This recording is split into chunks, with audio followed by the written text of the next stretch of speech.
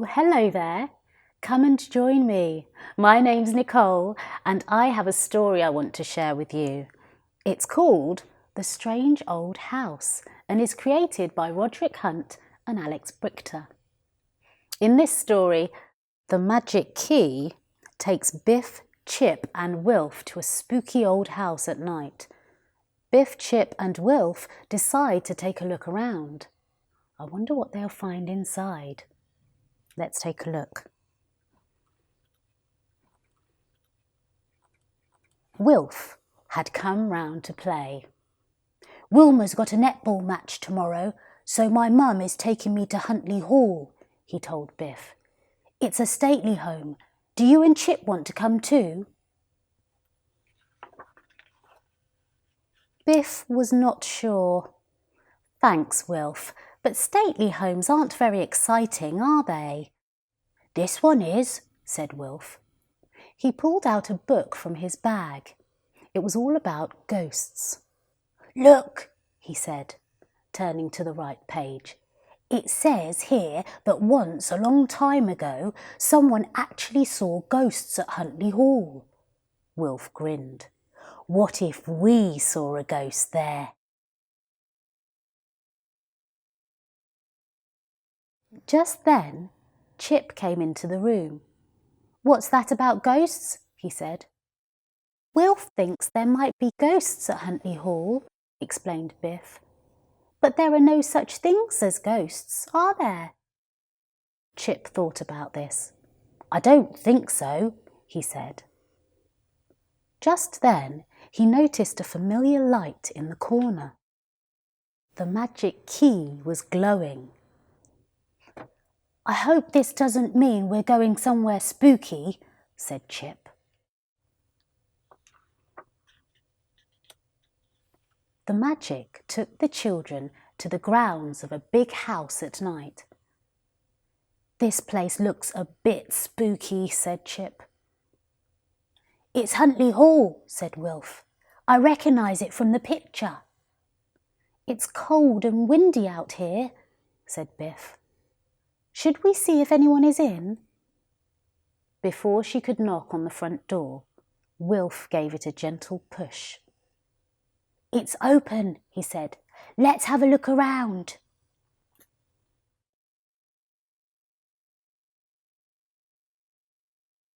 It was dark and quiet inside the house. "Actually, this place is very spooky," whispered Chip. "Maybe that's why we're here," said Wilf, "so we can see the ghosts of Huntley Hall." "There's no such thing as ghosts," said Biff quietly. "I'm sure that—" She stopped. "Hold on. What's that noise?" A soft, scratching sound was coming from behind a closed door. "What do you think is making that noise?" whispered Chip. Biff held one finger to her lips as she went to the door. She reached for the handle and slowly turned it. The children stepped into a large room lit by oil lamps. There was a piece of paper on the table and a chair was pulled out, but there was no sign of anybody. Chip picked up the paper on the table. "It's a drawing of those flowers over there," he said. "But who made it?" "I know," said Wilf. "A ghost must have done it. The ghost of Huntley Hall." The children jumped when a voice said, "I am not a ghost." A boy stood up from a hiding place behind the desk. "I was sketching those flowers," he said. The boy said his name was Henry.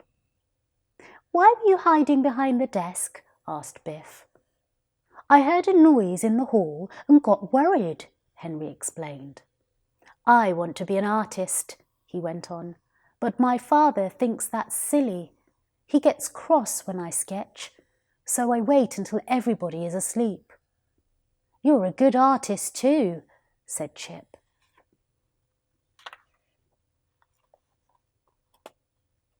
"I've got an idea," said Biff.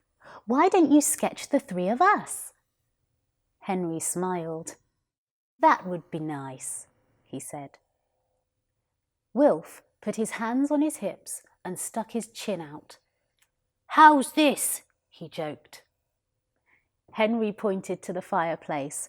"Perhaps you should just all stand over there," he said. He took a fresh piece of paper and began to sketch. Biff, Chip and Wilf concentrated hard on not moving a muscle. Suddenly, a gust of wind blew through the open window. The curtains billowed and knocked one of the lamps over. It fell onto a scrunched-up piece of paper. "It's on fire!" cried Henry in alarm. The other children turned to see the flame catch at the bottom of the long curtain. There was no way to put the fire out. It climbed quickly, growing bigger and bigger. "Quick!" said Biff. "We have to wake up everybody in the house." The children ran to the hall and began to shout, "Wake up! Fire!" at the top of their voices. They heard footsteps clumping, and then a big man in a nightshirt raced down the stairs. "Where's the fire? What's going on, Henry?" he demanded. Henry pointed through the open door to the study. Henry's father took a deep breath. Then he shouted in a booming voice, "Servants, we need water in the study right now!" The children could hear more footsteps and shouts all around the house. Moments later, several servants appeared. They were carrying buckets, pans, and anything else that would hold water. When they threw the water onto the fire, it let out an angry-sounding hiss.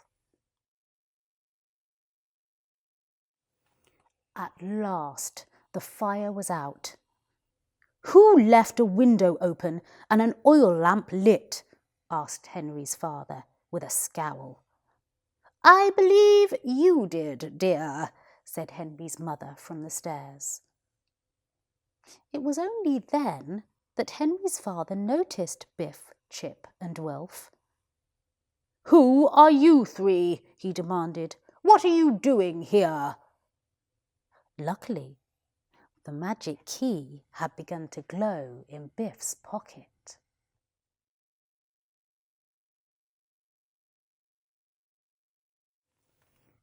Before they disappeared, Chip just had a chance to give Henry a final word of advice. "Don't give up art. You're really good." The last thing they saw was Henry smiling. The next instant, the three children were back in Biff's bedroom. "It's a pity we didn't see any ghosts," said Wilf. They all agreed that it had been an exciting adventure anyway. The next day, Biff and Chip went with Wilf and his mum to Huntley Hall.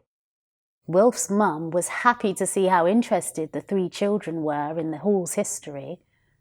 The tour guide led them into the study.